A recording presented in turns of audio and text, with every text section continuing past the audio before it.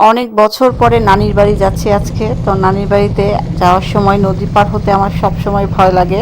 আর বড় বড় এই জাহাজগুলো যায়, এই কারণে আমি একটু বেশি ভয় পাই।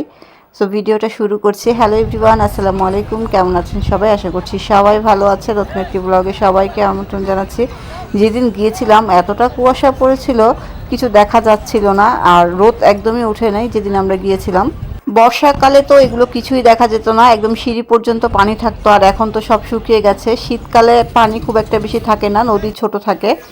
বলাই তো হয় নাই এটা কোন জেলার ঘাট। এটা নারায়ণগঞ্জ জেলার বন্দর ঘাট। তো এখানে অনেক কিছু পাওয়া যায় আসলে। এই বন্দর ঘাটে যাওয়ার সময় এগুলো, এই যে মুড়ির মোয়া, অনেক কিছু পাওয়া যায় এখান থেকে। অনেকেই অনেক কিছু কেনাকাটা করে। তো আমরা একটা অটোতে করে এখন যাচ্ছি আমার নানির বাড়িতে। দেখতেই পাচ্ছেন কত কুয়াশা, কোনো রোদ ছিল না, অনেক কুয়াশা ছিল ওই দিন। আগে কিন্তু নদীর এই পারের রাস্তাগুলো এতটা সুন্দর ছিল না, এখন অনেকটা পরিবর্তন হয়েছে। রাস্তাগুলো খুব বড় হয়েছে, চেনাই যায় না।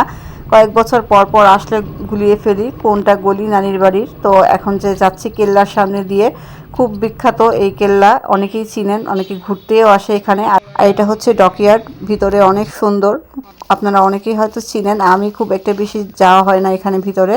আর আমরা প্রায় এসে পড়েছি। আজকে খালামণির বাসায় যাচ্ছি। তো এখানে হচ্ছে সাজনা গাছ দেখলাম। সাজনা পাতা আমাদের খুব প্রয়োজন, বিশেষ করে আমার খুব দরকার।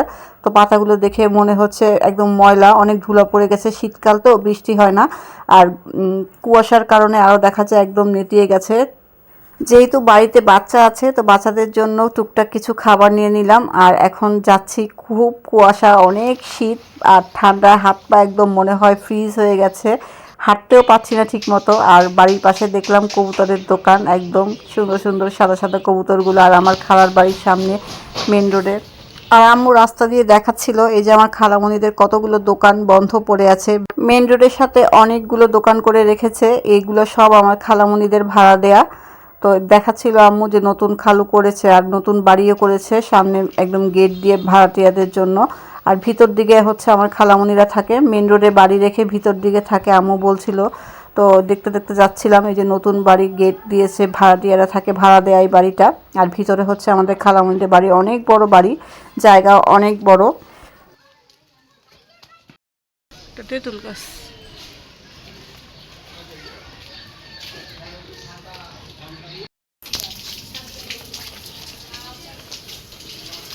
এইটা টিনের ঘর ছিল, বাড়ি করছে সুন্দর।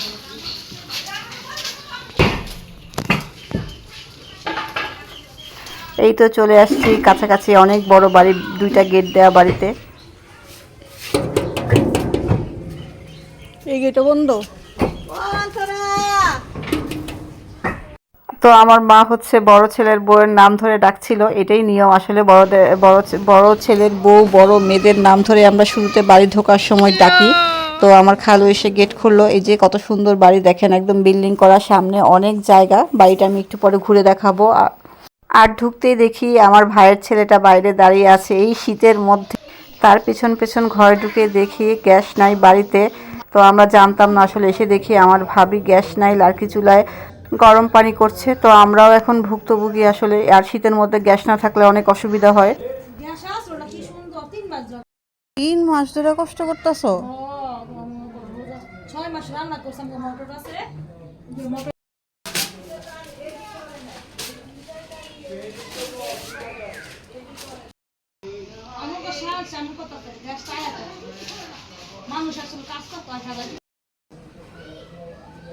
আর এটা হচ্ছে বাড়ির পেছন সাইড। বাড়ির পেছন সাইডে মানে বিল্ডিং এর পেছনে একটা ঘর করে দিয়েছে, এখানে মাটির চুলা রান্নার ব্যবস্থা করে দিয়েছে। আর এখানে বড় বিল্ডিং, তিনতলা সম্ভবত বাড়িটা। আর ভিতরে একদম টাইলস করা সুন্দর, মানে যে এরকম আমরা সচরাচর শহরের বাসাতে থাকি সেই রকমই। আর এমনিতে পুরা উঠানটা হচ্ছে মাটির, অনেক গাছগাছালি বাড়িতে। ওই পাশে টিনের ঘর আছে, মানে মোট কথা বিরাট বড় একটা বাড়ি এখানে। চলেন আপনাদেরকে এখন বাড়ির ভেতরে দোতলাটা দেখাই। একদম সুন্দর করে টাইলস করেছে, নতুন করেছে আমার ভাই। আর এগুলো সবগুলোই আগের, বাড়িটা অনেক পুরনো। আর গাছগাছালিগুলো তো অনেক বছরের পুরনো, গাছগাছালি ফল ফলাদি গাছ আছে এখানে, সব ধরনের গাছ আছে। আর টিনের ওই যে বাড়িটা দেখা যাচ্ছে, এটা অনেক পুরনো। আমরা ছোটোবেলায় সেই বাড়িতে থেকেছি, কিছুদিন আগেও থেকেছি। মানে কয়েক বছর যাবত হচ্ছে এই নতুন বিল্ডিং করা হয়েছে, এখনো সম্পূর্ণ কাজ কমপ্লিট হয় নাই, ভিতরে অনেক কাজ বাকি আছে। তবে এই টাইলসগুলো নতুন লাগিয়েছে, এই জন্যই আমাদের দেখতে আসা মূলত দোতলাতে। আর অনেক সুন্দর হয়েছে এবার করাটা।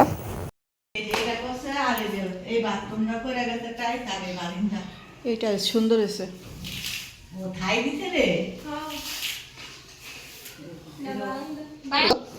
ড্রয়িং কমেডি তো এই টাইসটা ওরা আগে করছে তো উডায়া কবি আব্বু ওই টাইসটি বদলায়া এই যে অন্য ইয়ে পাক করে লিয়া দাও আরে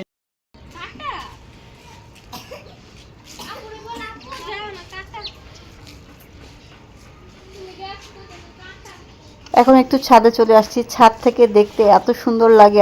আর ওই যে দেখা যাচ্ছে বেল গাছ, বেল গাছের সব বেল খেয়ে ফেলে কাঠবিড়ালিতে। এত মজার এই গাছের বেল, যে না খেয়েছে সে আসলে জানবে না। আমরা তো খাই, আমাদেরকে দিয়ে পাঠায়, এই জন্য আমরা বুঝি। আর এখন হচ্ছে ফেরার পালা, অনেকক্ষণ বেরিয়েছি খালার বাড়িতে, আর এখন রাতে বাসায় ফিরছি।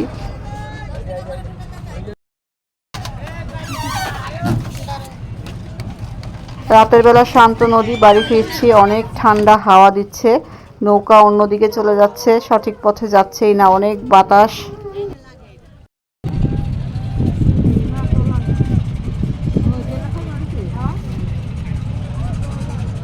তো নদীপথ দেখতে দেখতে আজকে এই ব্লগ থেকে এখানেই বিদায় নিচ্ছি। সবাই ভালো থাকবেন, ভালো লাগলে অবশ্যই ছোট্ট একটা কমেন্ট করবেন। আল্লাহ হাফেজ।